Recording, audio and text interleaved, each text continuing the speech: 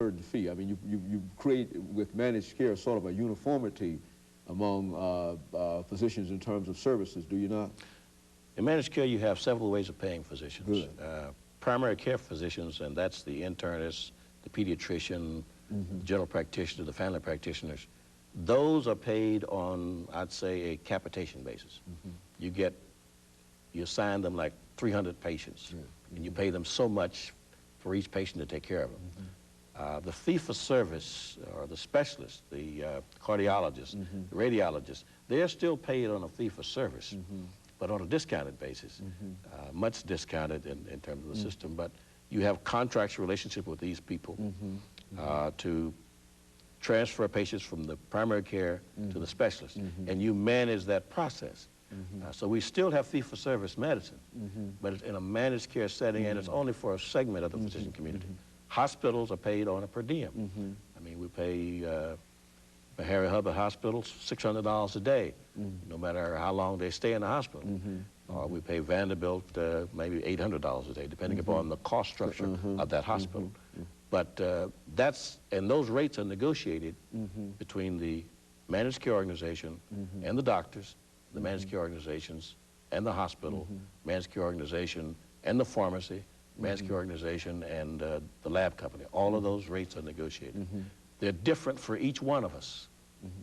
I mean, whereas before you had one rate across the state, there's different for every one of them. And so there's no real substance to the complaints that some folks are making in terms of TennCare, for example, because TennCare does represent that managed kind of care. There's no real substance to the complaints that physicians don't agree with the system, that physicians are having a hard time, and that there might be some possibilities of perhaps now removing that system. Well, I think the system is here to stay. That's what we're looking for. That's right. The system is here to stay. We've already gone through a headache to get it in, so I don't think it's going to go away. But the main problem with the medical community with TennCare has been, first, that they were not consulted in the development of TennCare. And the number two problem is that the state said, if you're going to participate in serving our state employees, you must also serve TennCare. And that tie-in upset a lot of people in the medical community. That sort of forces, they felt as if they didn't have a choice in terms of whether or not they would decide to join TennCare. That's right, and that upset the TMA. They also think it's not funded properly and a few things like that. And I will say that the rates are unusually low. They were probably not actuarially determined, but the point is that you just have to manage to it. The state was about to go, I wouldn't say bankrupt, but it was not going to be able to provide the services that the Medicaid people were used to. I mean, right now, a person on TennCare can get 365 days of hospital care. Well, under the old Medicaid, it may be 30 days. There's a significant difference in what's possible now under TennCare as opposed to the Medicaid program. And so the administrative cost it was a real problem in terms of the delivery of service under Medicare. It was an administrative cost, not only administrative cost, but it was also the cost of contracts. I mean, you had, as I said, in the old fee-for-service system, you go to the doctor, you go to any doctor you want to, you go to ER rooms all the time. Well, under TennCare, we manage your visit to the ER room. You go when you really have an emergency.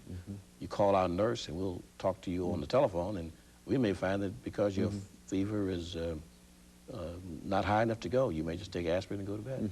You know, now, and I think it has to be acknowledged here, Mr. Howard, that the Phoenix Healthcare Corporation is an historical black corporation.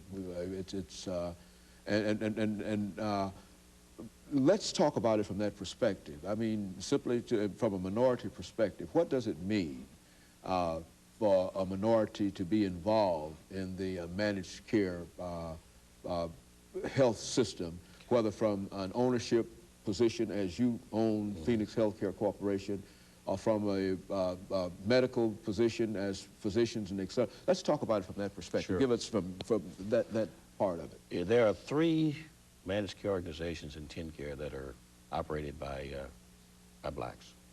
Access, MedPlus, and Omni in Memphis, and Phoenix Healthcare Corporation. What this means is basically $400 million is going through the black community in terms of economic development.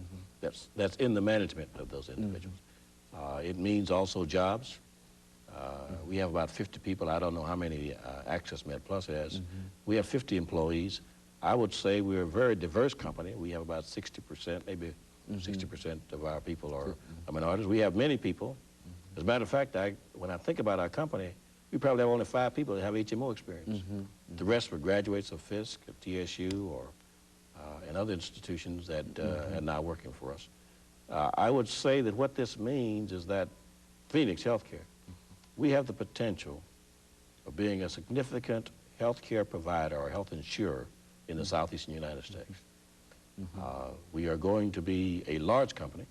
It's my hope that we'll be publicly held at some point in time, and that we'll have probably one of the most diverse staffs in terms of ethnic breakdown of any in the market.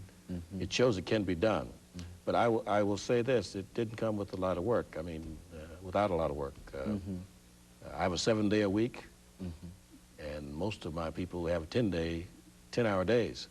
So you have to work at these kind of things to make them happen. But I think we'll be all right. And so when you look at managed health care, that there is a place for minorities within that system. Yeah, that's but you have to step up to the plate.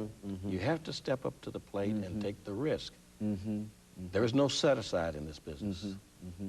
I mean, they didn't say X% is going to minorities. You have to just put your money in there, and you advertise, and you go out and set up a proper network, and you compete. And I think that since this is going this Sunday morning,